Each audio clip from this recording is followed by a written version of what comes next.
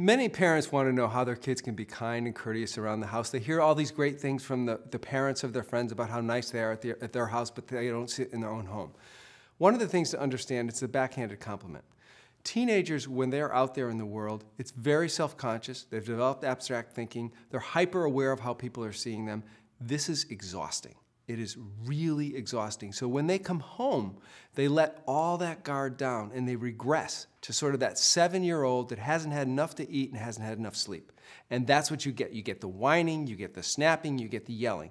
So a couple of things to bear in mind. Some are practical, some are more theoretical. Practical, make sure they've got enough food. When they come home after school, they are going to be hungry. Every teenager is hungry. Have some food out for them. When we don't have enough food in us, we get angry, we get, we get surly in different ways. So you want to have food there for them. That allows the blood sugar level to come back to normal. You also want to understand as a family, what's important to you?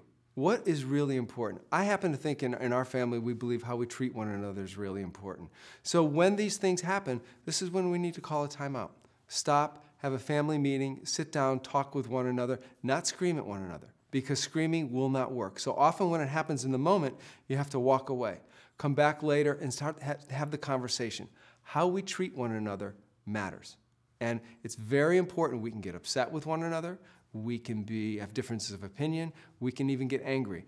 And we need to watch our words. We're a family for life, so we need to figure out how to do this. The third thing you have to do is look in the mirror.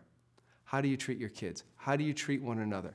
If you get angry at one another, if your language goes a little less than you'd be proud of, hear your minister hear the language you're using at home, then you probably need to change that. Because the other thing about teenagers is they're incredible mirrors. They show back exactly what they're seeing from us. That's actually the place I suggest parents start, is looking in the mirror at their own behavior and what it is they're modeling for their kids.